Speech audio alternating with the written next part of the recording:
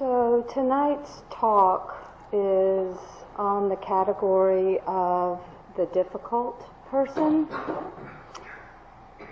And I was thinking an apt subtitle might be, are we talking about you or me? So at least that's certainly the case in my practice. And as Helen and I have both mentioned over the last couple of days, the Western secular practice of mindfulness owes a great debt to Buddhist psychology and to the historical teachings of the Buddha.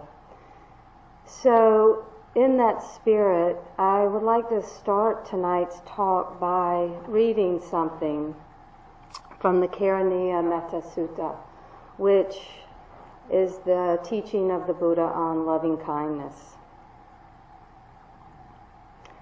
And so this is what he said. This is what should be done by one who is skilled in goodness and who knows the path of peace. Let them be able and upright, straightforward and gentle in speech, humble and not conceited, contented and easily satisfied, unburdened with duties and frugal in their ways, peaceful and calm, and wise and skillful, not proud or demanding in nature.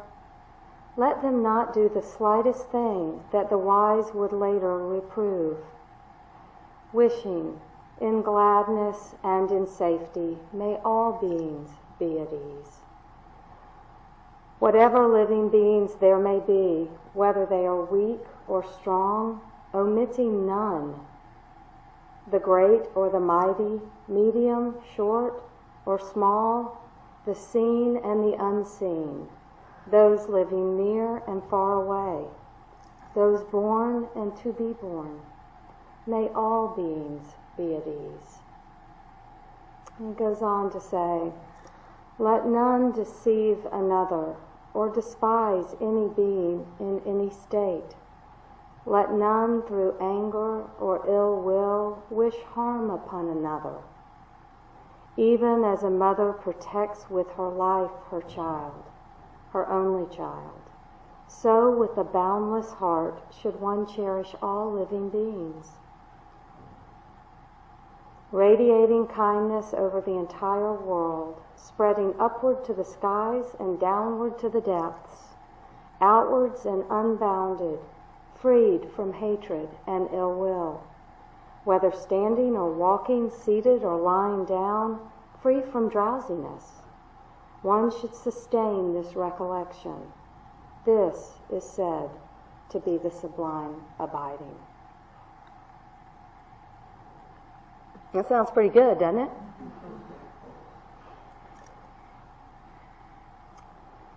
Practicing loving kindness for everyone, we can free our heart, we can be at peace, we'll be wise and skillful, we'll be humble and content, and we can rest easy. We can do this. Until we think of that one or maybe two people that, well, are kind of difficult for us. We could wish all beings except maybe Jane or Tom, or when we think of them, we're all of a sudden in a bad mood of sorts. And that peaceful, easy feeling the Eagles sang about is gone. I think we all know this feeling, which is why Helen and I decided to devote a whole evening to this one category. This is a tough one. This one little issue that stands in our way of peace, ease, and happiness. I suspect that most of us, at least, would agree that the difficult people in our lives are the ones that pose the most problems for our heart, create the most barriers to freeing our heart, and cause us the most suffering. Maybe we would also agree that when we are in a state of anger, frustration, envy, jealousy, annoyance, or plain just wanting somebody to be different than they are, it feels pretty bad to be in our skin harboring these feelings.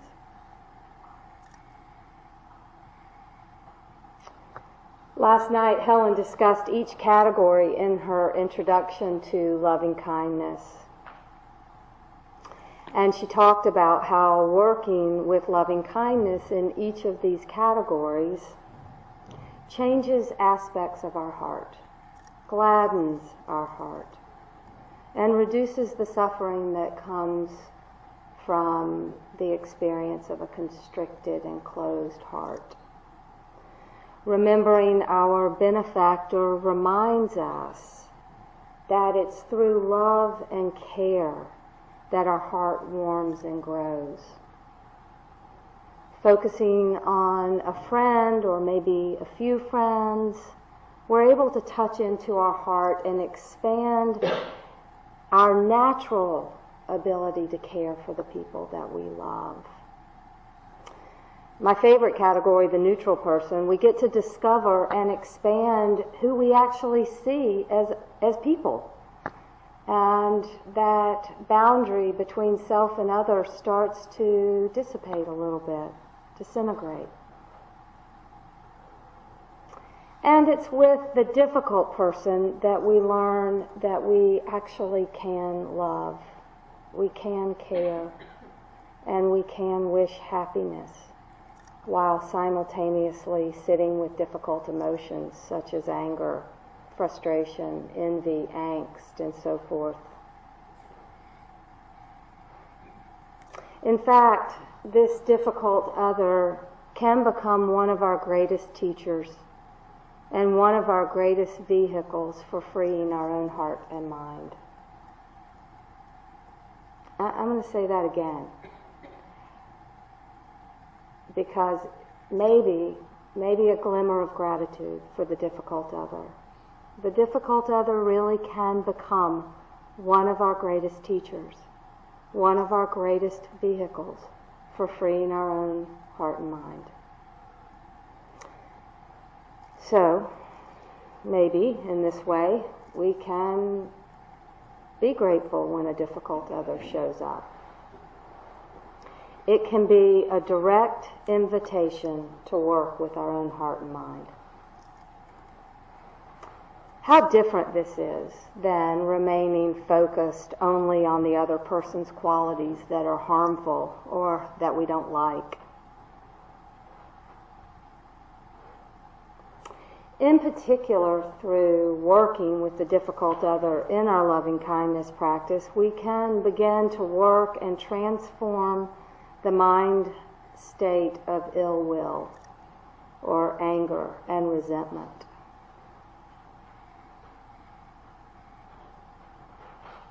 Some of us may be experiencing that right now in the political climate we're in. You know, we turn on the news and there's the anger and the ill will and resentment right there. And there's our opportunity. Loving kindness is a state of mind, and it's a practice of offering limitless friendliness. It is a state of mind, as Helen reminded us, that is open and receptive and connected to all sentient beings. That's its potential. It's a state of mind in which self and other, mine and yours, begin to fall away. That's its potential. And we have begun to explore this as we've worked today with ourselves, our benefactor, a friend, a neutral person. This open and connected state of being is actually our most natural state of our heart. But from a very early age, and we all know this. As we began to experience hurts and pains from others, from other people, from life situations, we began to build walls around our heart so that we wouldn't hurt again. We actually began developing our list of difficult people at a pretty early age. So this practice of working with these walls is a process. Learning how to love ourselves and love others in the face of all of these difficult hurts is a process. And learning to take care of ourselves while we do this work is a process. And it is loving kindness practice that can be supportive as we learn to dismantle our walls that have led to what we have thought of as protection, but actually end up being isolation, disconnection, and an endless series of fears. So let's talk a minute about practicing metta for a difficult person. In order to practice metta with a difficult person, it's first pretty important that we are able to begin to separate our vision of that person from the actions that they have committed that led us to categorize them as difficult in the first place. And this isn't easy, as we all know this, right? I mean, once we're hurt and we enter that state of anger, that protective state of anger, we become pretty myopic. And the other can begin to look very unidimensional. We can forget a lot of things about them. We can forget all the other positive qualities that they actually have. We can forget other kind acts they've done for us in the past. We can forget that we even have a past with them. Anger and hurt can be that blinding.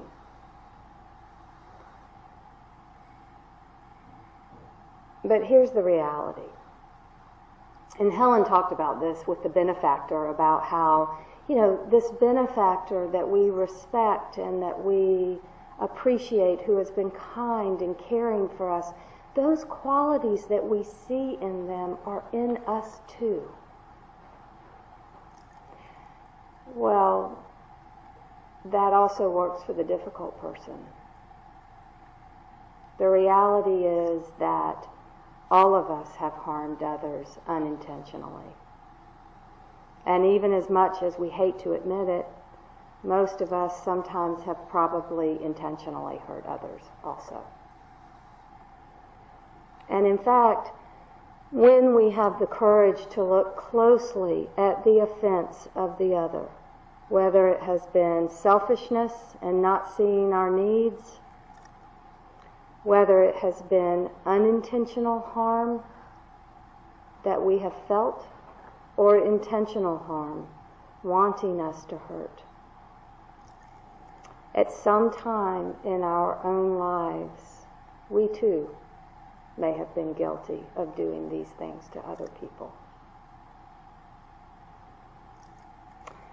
I also understand that sometimes the hurts that others have caused us are so big and so painful that we could not begin to imagine separating a vision of them from those hurts, or we couldn't imagine placing ourselves alongside them in the category of human.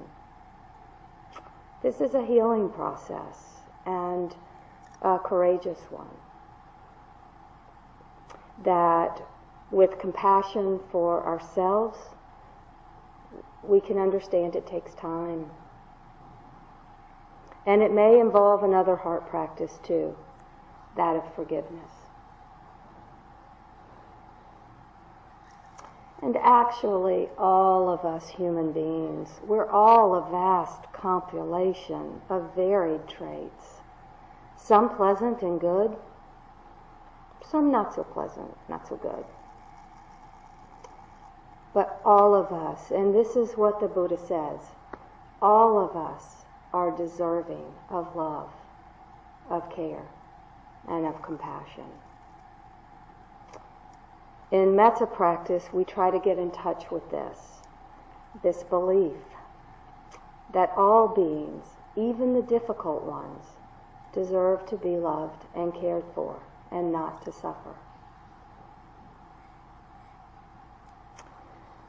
When beginning to work with someone, it can help to get a little creative.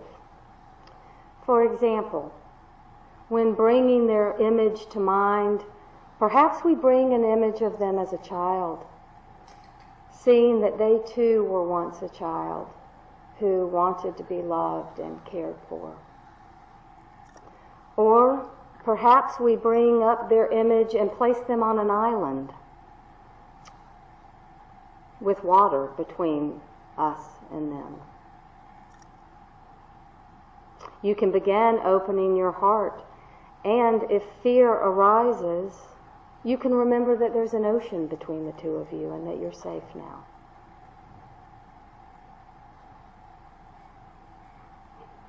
There was a time when I was working with someone who I considered difficult, and I was having a rough time. And every time I go to do this practice, I just would hit a barrier. So I invited my benefactor in. And when I would move into this category, I would first imagine my benefactor sitting next to me with her kind, loving, caring energy right there. And then I would place my difficult person on the other side of her. And there was a sense of ease that came into the practice. And it was enough of an ease that I could begin to see she too wanted to be loved and cared for. And there was actually a time where I could get to hoping that she too had a benefactor that had loved her and cared about her.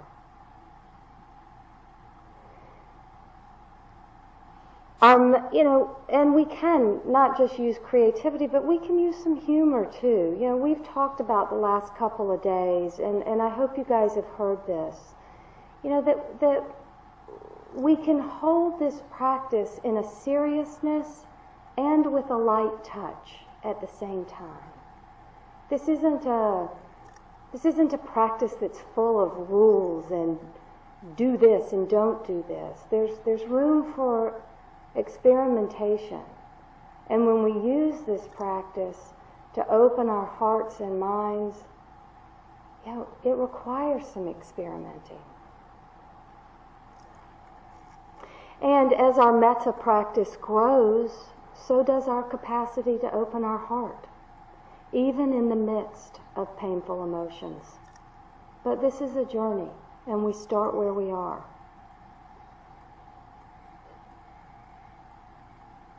And we don't start with our most difficult person. This practice isn't intended to torture us. It's intended to lead us out of suffering. And that's important. In fact, in the overall practice of loving kindness, this is often why we start with a flow object, as Helen called our first night of practice.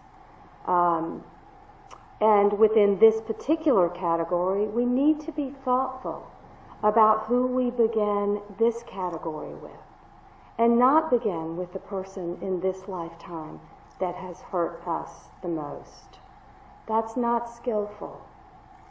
That's too much, usually.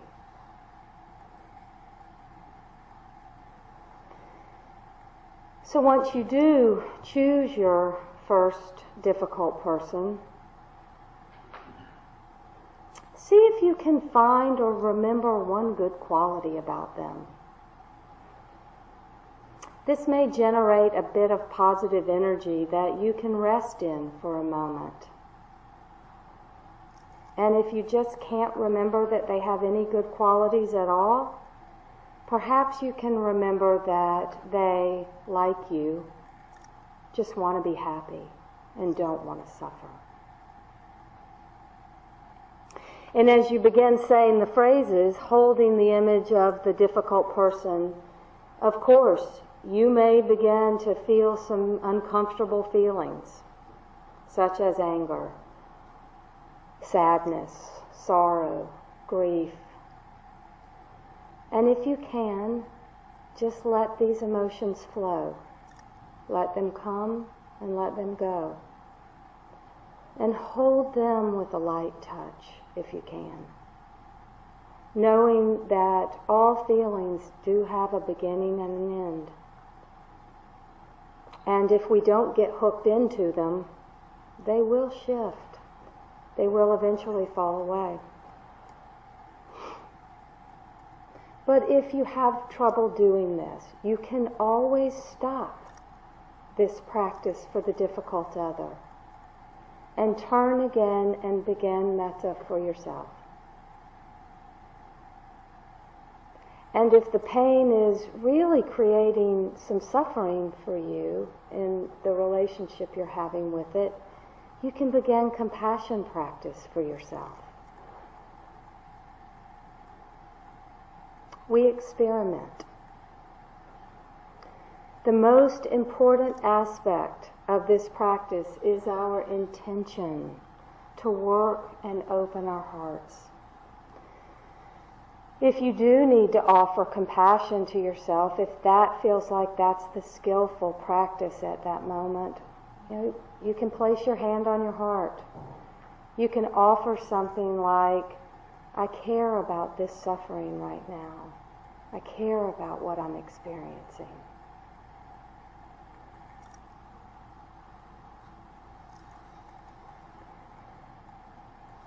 And speaking of self and offering compassion to ourselves, there's a practice that is an alternative to working with a difficult other. And that is working with a difficult aspect of ourselves. Hence my subtitle, are we talking about you or me? I imagine that each of us has an inner critic or an inner judge, perhaps. Maybe not everybody, but probably everybody. I suspect that each of us, to some extent, harbors judgment about various aspects of ourselves. Maybe you experience yourself as critical. Maybe you experience yourself as critical of your spouse or your children or your friends, and that causes you pain. You don't like that. That old place of resting in superiority doesn't work anymore. You feel the pain when you become judgmental. Maybe you experience yourself as critical or impatient with yourself, your kids, your coworkers.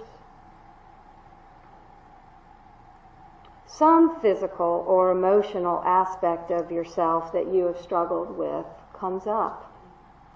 And we can use the practice of loving kindness to work with these parts of ourself too. Some of you know that I have historically struggled with my inner critic, and a few of you were here at our last retreat when I read a letter to my inner critic. My inner critic has been busy my whole life, and learning to make peace with this tendency has been a long journey. But my own loving kindness practice has been an instrumental part of this journey. And as part of this, I developed some phrases that I use in the spirit of loving kindness to work with difficult aspects of myself that I'm having a hard time with. So I'll just read them to you first. There's two phrases I use. May I accept and embrace my tendency toward judgment. May I continue to work with this tendency for the benefit of all living beings, including myself. So let's just say that again. May I accept and embrace this tendency toward judgment. May I continue to work with this tendency for the benefit of all living beings, including myself. So this is a little bit different. I use the phrase, may I continue to work with my tendency for the benefit of all living beings, including myself, because when we're whole, when we know that we're okay, not perfect, but just fine in our imperfections, we can be our best selves for the others in our lives. We experience more joy and happiness in life, and we experience more joy and happiness in those around us, and we're kinder, we're more compassionate. So, this practice of working with this difficult aspect of myself certainly is for the benefit and the healing of the relationship I have with myself, but it is indeed for all living beings. All living beings that I come in contact, and those that I come in contact with others, and etc., and etc. This is how kindness and compassion spread, or this is how judgment and ill will spread. So the first phrase in that is, may I accept and embrace my tendency in this respect toward judgment. It may seem strange to use the word embrace. Like, why would I embrace my inner critic? But I actually intentionally and carefully chose both of those words, accept and embrace. The most prickly parts of ourselves, the parts that we hate the most, are in fact the parts that we need to learn to metaphorically wrap our arms around gently and tell ourselves, we're okay. Tell this tendency, you're okay. I love you. Just like you would your child that was tantruming. You wouldn't push them away. You wouldn't send them to the room. You would embrace them. You would say, I see you. I'm with you. I love you. And as we do this, it's with this soft meeting of this space that the judgment, or whatever we're working with, loosens and begins to fade. As we bring this acceptance and willingness to meet this part face to face with compassion and grace, we become open to transformation. This is the point of transformation. Meeting these places inside of us that we haven't liked nor been kind to, and desperately tried to pretend they don't exist. Desperately tried to get rid of them. When we meet these places without criticism, maybe just with neutrality to start with, on the road to compassion and grace, they melt away. We transform and we become whole.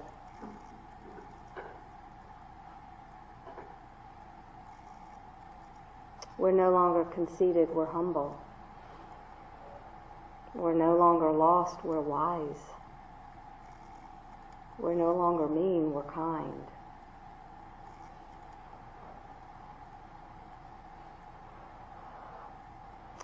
Making peace with the difficult parts of ourselves also allows us to open up to others, because it helps us drop our defenses. By the time we get to adulthood, we're not really defending against anybody outside of ourselves. We're defending against the parts of ourselves that we really don't like. So when we make peace with these places, when we bring compassion and grace, we drop our defenses. There's nothing to defend against. It never ceases to amaze me. I don't feel criticized or hurt by others in places that I value and I feel strong in. Even if someone makes an unkind comment. But if someone makes an unkind comment directed at one of those places in which I'm hard on myself and I don't have peace with, then that person is more likely to end up in my category of difficult other. These are intimately connected. And as we do this work around loving kindness to parts of ourselves that we struggle with, we not only heal our wounds and become more available to others in our lives, but we really do often feel less wounded to the core by others. That's the healing practice. That's the healing potential of this practice.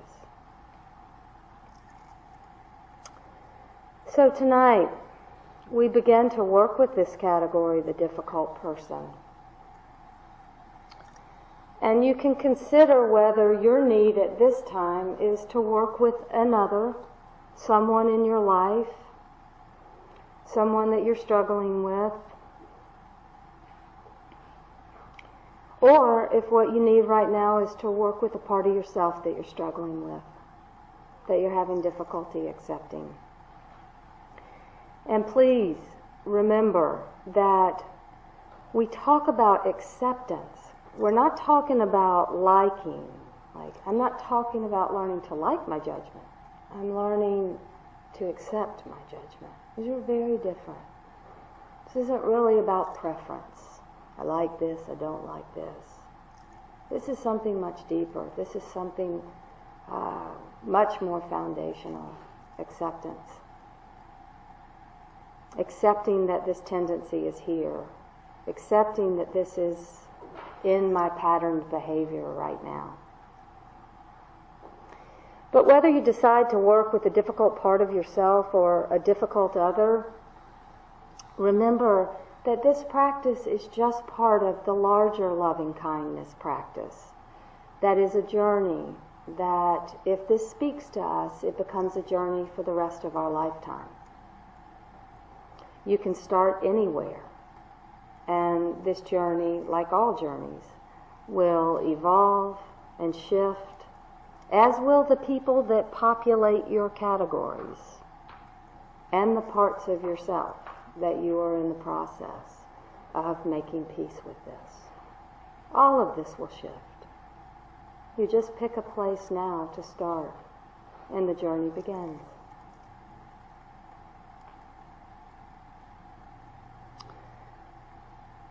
So I think I will stop there and